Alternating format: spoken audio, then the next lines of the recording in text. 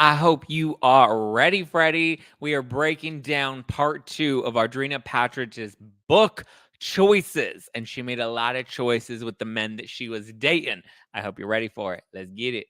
Oh, hi, it's me, Zack Peter, pop culture junkie, reality TV insider, published author, and host of the No Filter with Zack Peter podcast. Here I'll bring you all the latest news on the Real Housewives, deep dives into celebrity legal scandals, and unfiltered combos with your favorite stars. I've got you covered. And yes, I always keep receipts. So be sure to hit that like button and subscribe for all the latest tea. Now, let's dive in. And dive in we shall. Had to make sure I had my cocky handy because, like Marisol Patton, I think better with a cocky. And when it's our book club or when it's our live, I feel like anytime we're going live, like we have to have a cocky handy. So, cheers, everybody. Mm. Okay, we are diving into Audrina Patridge's book, Choices to the Hills and Back Again, chapters 5 through 8.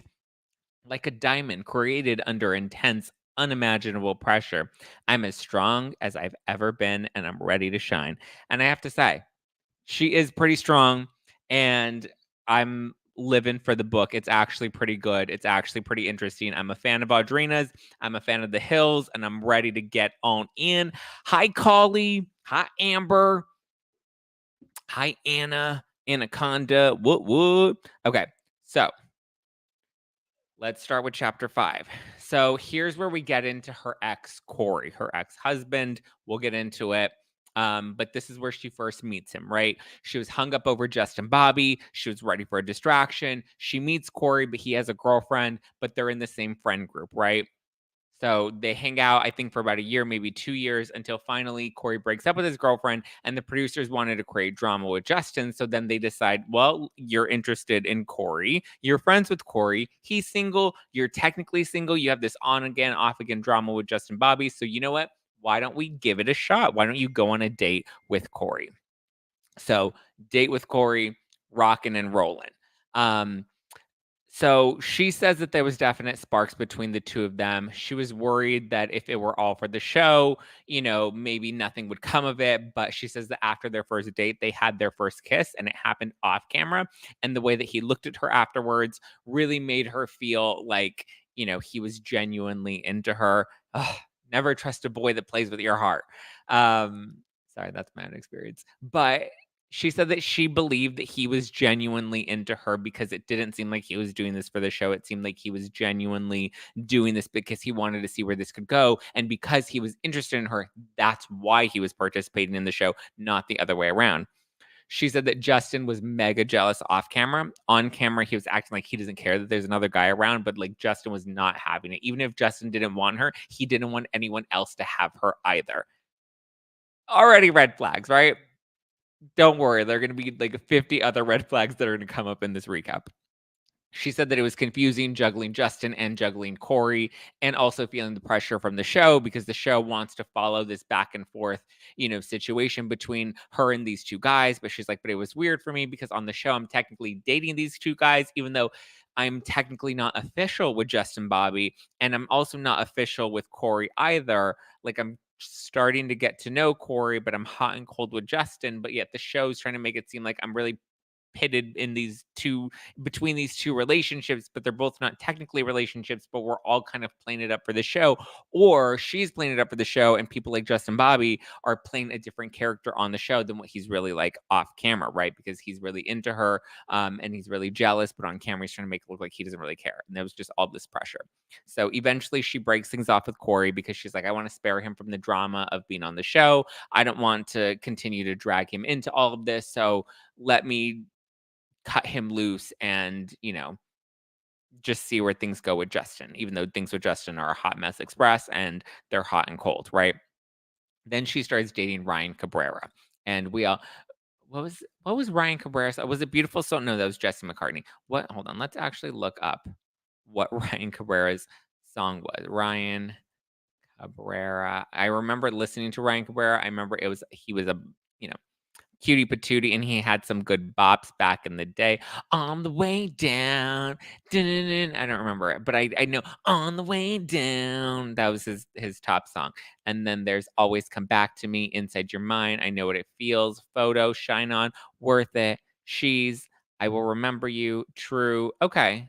I don't remember all of these songs. I do remember On the Way Down, dun-dun-dun-dun-dun, but I don't remember the rest of them. But he had some bops, I remember.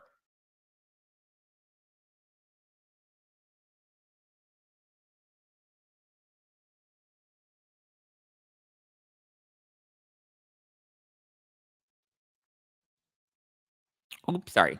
I do remember Ryan Cabrera had some bops. Now that we all remember, remember he had the spiky blonde hair. So she starts dating Ryan Cabrera. Then she says that they started off as just friends and then eventually more developed. She says that Ryan is so emotionally available and so romantic and just did all like he did everything right. The issue with Ryan though was that she was only 25 and I don't think she was ready for that.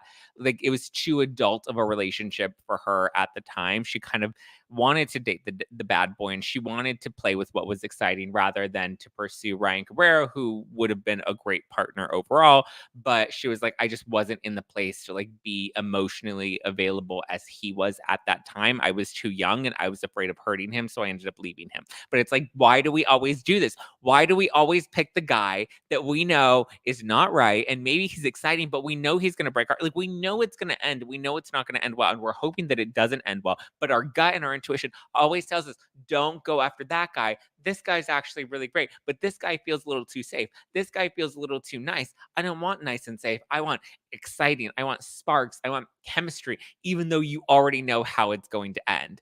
So she ends up not pursuing Ryan Cabrera after all. She says that they gave it another try years later, which was more recent, but she said at the end of the day they're just really good friends. He's, in a happily committed relationship now.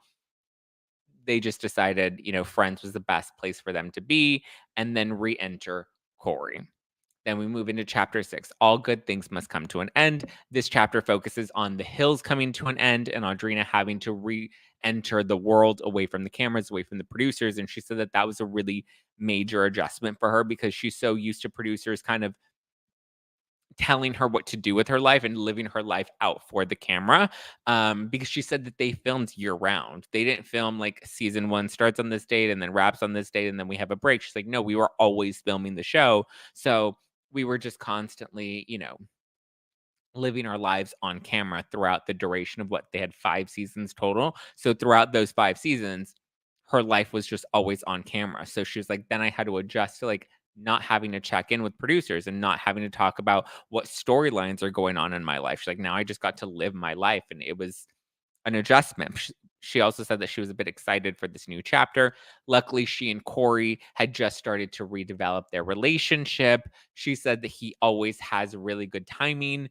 And this time it felt like he was very present. It felt like he was very engaged with her. He was very proud to call her his girlfriend.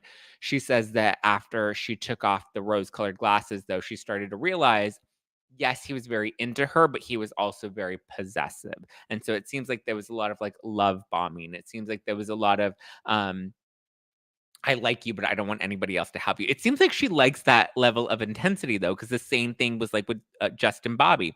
With Justin, he wanted her, and when he didn't want her, he didn't want anybody else to have her. He just always wanted to have access. He always wanted her to be into him, and it feels like Corey's a bit of the same way, and they both are very possessive, and she likes that possessiveness because maybe that's something she needs to talk to her therapist about. Is like that possessiveness, and like if you're like possessive, I think if you don't have your trauma worked through, that possession feels like attraction. It feels like oh, he wants me. It feels like you're being chosen in a weird, twisted, fucked up way. But anyway, she ends up joining Dancing with the Stars. She gets partnered with Tony, and she says that Corey became very jealous of Tony and very jealous of their relationship. She's like, nothing ever happened with him. We were never hooking up, even though Corey had convinced himself that they were hooking up, and he thought that our dances were too sexy, and he thought that Tony was clearly trying to make sexy dances so that we would be to like more physically close together, and that would, he kept reading too much into things. But she's like, I love doing Dancing with the Stars. I had such a blast. She said that it was really fun. Even after she got eliminated, there was an intense press tour. She said it was like a mad dash, but she loved the experience. And then she ends up going to Australia. She meets Corey's family because that's where he's from. He's from Australia. And so things seem promising, right? She's done with Dance with the Stars, so now she's able to be a little more present with him. He's a little happier that he gets her attention a little bit more. Then we move into chapter 7, and chapter 7 is titled Welcome to the Partridge Family. And here she talks about the opportunity to do her own reality show. Remember, it was called Audrina. It was on VH1. I remember watching it. Family was crazy, but she was looking forward to doing this new show. It was all on her own. It was focused on her. It was focused on her family. She thought that it would be different because she'd be a producer on the show, and it was about her life and her real life with her family. So it's not like she had to share in an ensemble show where the whole focus of the show was to have drama with other cast members. She ultimately ended up convincing her family to do it. Some of them were a little more trepidatious, some of them were a little more hesitant. Ultimately, she got everybody on board to do it. But in the end, she said it was actually a really devastating experience, especially for her mom and her sister, who would have these really terrible fights on the show. She said that they didn't speak for a whole year, her mom and her sister, after the show had wrapped. So a season 2 was definitely not in the question. She was not interested in moving forward because it really tore her family apart. She said that her sister was even upset with her because she felt like Audrina didn't protect her in the edit. She was convinced that Audrina wanted to make her look bad, but Audrina's like, listen, I get that I'm technically a producer, but I don't have any say on how any of this goes. I think maybe she does, and she just didn't know how to influence that. 'Cause if you are a producer, you do have a say. But at the same time, if you're a producer, that doesn't always mean you're the main producer that can make all the final decisions. Sometimes those decisions are collective. Sometimes those decisions come from a higher up executive producer or somebody at the network that you don't always have as a sole producer. You don't always have full control over everything that happens in the end. It's not like Kardashian level where they are executive producers and there's more than one of them, so all of their votes at the table matter, that sort of situation. So she then gets into how toxic and manipulative Corey was. She even caught him cheating on her and texting other girls. But then she said that they would fall into the cycle where, she would get upset with him and then he would end up love bombing her to win her back. And it was like so intense to the point where like he would even like park outside of her apartment for like days on end until she would give him the time of day and pay attention to him. Ultimately, she felt like after the show and she was ready for a new chapter and it was just time to break up with him. So they broke up. Then we get into chapter 8, and here is where Audrina talks about the show officially ending and her being single. But she said Corey would always find a way to pull her back in. He ended up losing his grandfather. He used that as a way to kind of creep back in because he needed her. He wanted her. He was full of charm. He was saying all the right things and doing all the right stuff. And she was like, well, it's actually kind of nice that we can date and there is no pressure of being on a reality show. There's no pressure of the hills. There's no pressure of this VH1 show with my family.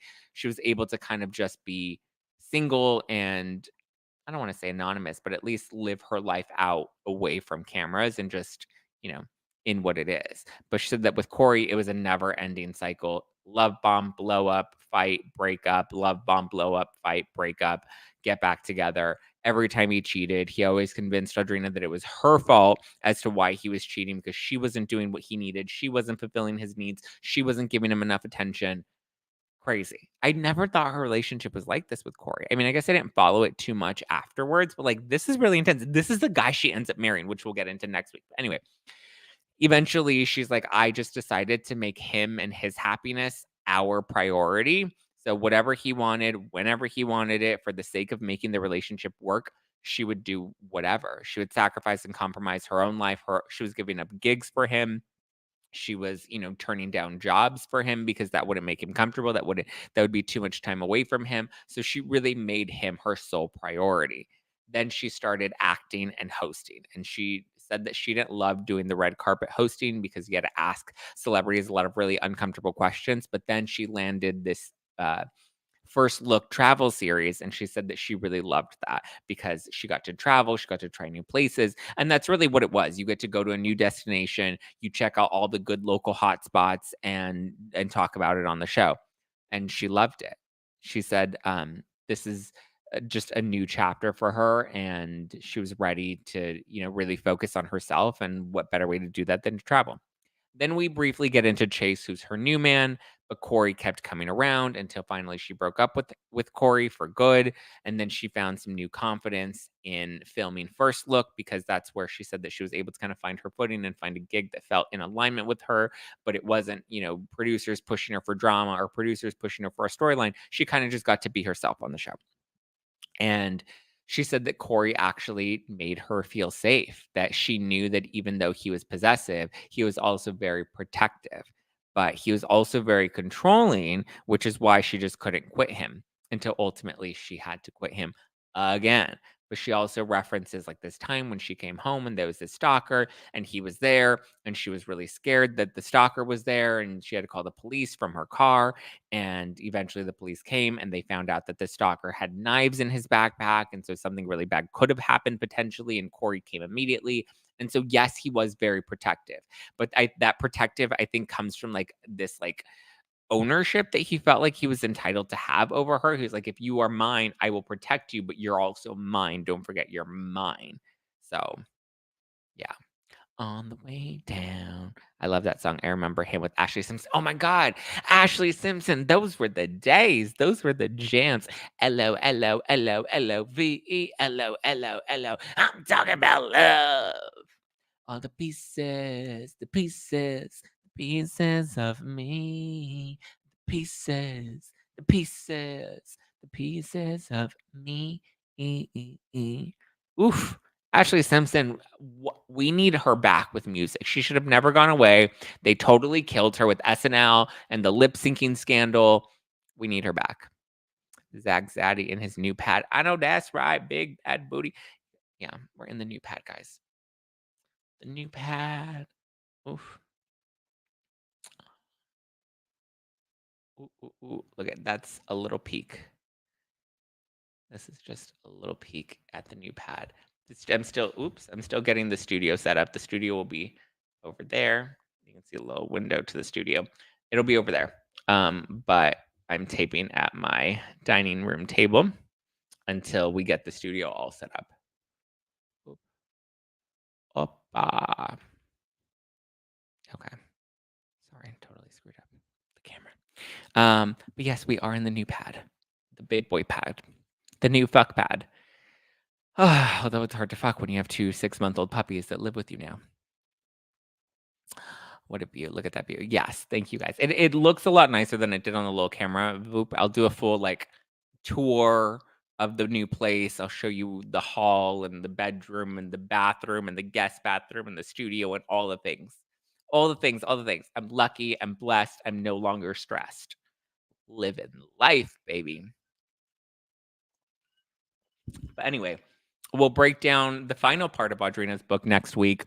If you guys want a copy of the book, it is in my Amazon storefront. It's also linked in the description below. I do make a commission off of it because it is part of my Amazon storefront. So I do make a little bit of money off of it. So I'm excited. Choices to the Hills and Back Again by Audrina Patridge. Woo, woo. Get your copy. We'll finish the book next week. I assume that's where we're going to get into her marriage and her divorce. Let's see what the next few chapters are actually titled. I feel like that'll kind of give us a little hint of what's to come. Oh, from the star of MTV's The Hills and The Hills New Beginnings. Oh, so we'll get into New Beginnings next week as well. Wow. That's a lot that we're going to be getting into. The marriage, the divorce, new beginnings. A candid and insightful reflection on aughts tabloid fame, navigating toxic situations, and the life-changing power of even the smallest choices. Oh, what are the smallest choices? I feel like the biggest choice was leaving Corey. And and leaving Ryan Cabrera. Like, why didn't we date Ryan Cabrera? Could you imagine? I would have loved to have. I would still love to date Ryan Cabrera after how emotionally available he seems.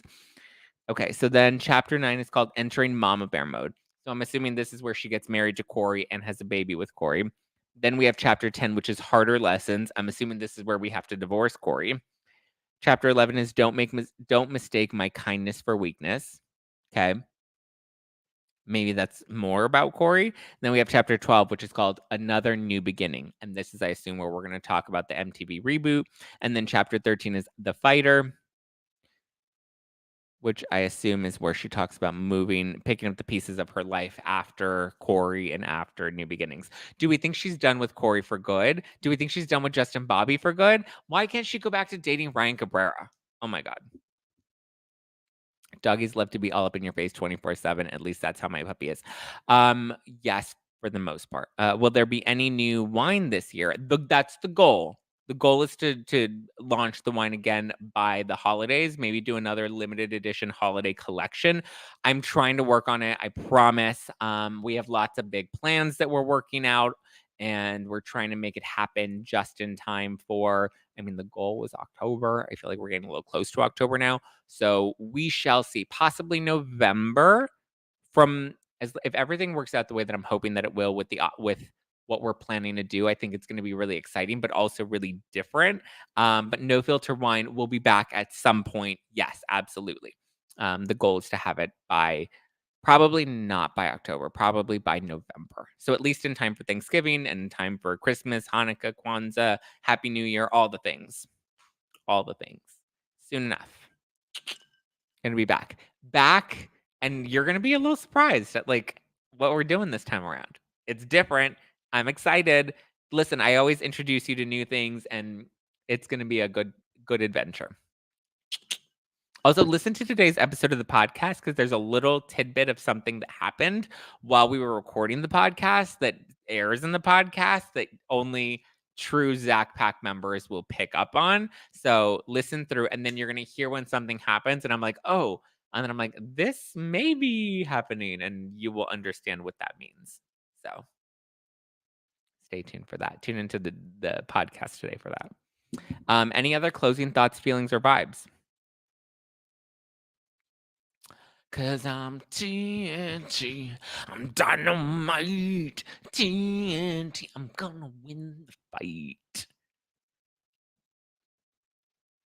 Dum da dum da dum day yay yay. I'm excited because I'm going to see Erica Jane this weekend. I just got damn it. I'm gonna be at the what do you call it? The premiere on Friday. Originally, I was just going Saturday, and I was like, I don't think I'm gonna be able to make it to the premiere. And then I got tickets to the premiere on Friday. And on top of my tickets to the premiere on Friday, we're going to do the after party, and then we're still going to go Saturday. And then I have Sheena's podcast, which is going to be at the Bourbon Room on Sunday. So, voila. Stay tuned for that. I loved your discussion with Donna today. Yay, Mallory. I'm glad. I love book club. I love book club too. We have to start thinking about what our next book is going to be. When does Brittany's book come out? It's Brittany, bitch. Is she now going to talk about Sam in the book now that they're breaking up and they're dunzos? We shall see. Only time will tell, right? Okay. Well, if we have no other thoughts, feelings, vibes, closing statements, then I guess is that a wrap on our book club for the week? Any other questions before we wrap? Had so much fun. Have so much fun seeing Erica. Are you going to hit up VPR pairs? I mean, I think so. There's no reason not to hit up VPR pairs, right? Aren't there two VPR? There's Paris, and isn't there another one? Didn't she have Vanderbilt Garden? So yeah, we're gonna have to do both. Maybe we do one on Friday and one on Saturday, because it's gonna be a long one. It's gonna be a good weekend. Yeah, because I don't leave Vegas. Oh, well, I leave Vegas at 10 on Sunday, so I don't think we'll be able to do anything on Sunday. But cha. I think Brittany's book was pushed out for due to JT and Colin Farrell. Oh, was the release? I thought it was coming out in October. No? Let's see. What is the update on Brittany's book? It's Brittany, bitch. The woman in me. That would be a great book for Kyle Richards to write. The Woman in Me, about, her metamorphosis. No, Brittany's book is still coming out October 24th. So I don't think anybody's stopping it. I mean, I'm sure Justin would want to stop it. Why would Colin Farrell want to stop it? Is there beef with Colin Farrell too? Maybe I'll see you at Paris. It's going to be over 100 degrees. Oof. Oh my God. Why did you tell me that? It's going to be hot. I'm going to be sweating my balls off. Mamma mia. All right. There's Paris and then there's one in Caesars. Okay, so we'll probably end up doing both. The both. Okay. Well, all right, guys. Stay tuned. Monday is going to be an exciting podcast episode. I will come hot and ready because not only, well, I don't know if I'm going to do a podcast episode or I'm going to do a members only episode because I have to give you the full scoop on Vegas and Erica Jane Friday and Saturday. I have to give you the full scoop on Sheena's live show on Sunday because they're going to be filming it for Vanderpump Rules. And as we just found out the other day, Adam and Jason are going to be at the show as well. So that's going to be an interesting run in. So yeah, it's going to be quite the eventful weekend. So stay tuned for content on Monday. I don't know if it'll be a members only. I don't know if it'll be a full podcast episode. We'll see. Maybe it'll be a full podcast episode. We'll see. And more surprises to come. So let's get ready, Freddie. All right, guys. I love you. I appreciate you. Have a wonderful rest of your Wednesday. Thank you for being patient with me as I've been. Look at my eyes are so much better. There's still a little bit of like blood in this one, like the bruising from the LASIK, but like I can see clearly. I'm not light sensitive. Not really. I mean, obviously, don't look into light. Anybody's light sensitive. Brittany and Colin dated and some speculation of their relationship. Oh, interesting. Interessante. All right, guys. Love you. Mean it. Hit the like button on your way out. Be sure to subscribe and get ready for book club. We'll be back with book club next week. We'll be live this Thursday night. And it's going to be quite the adventure. All right. Bye. Bye, bye, bye, bye, bye.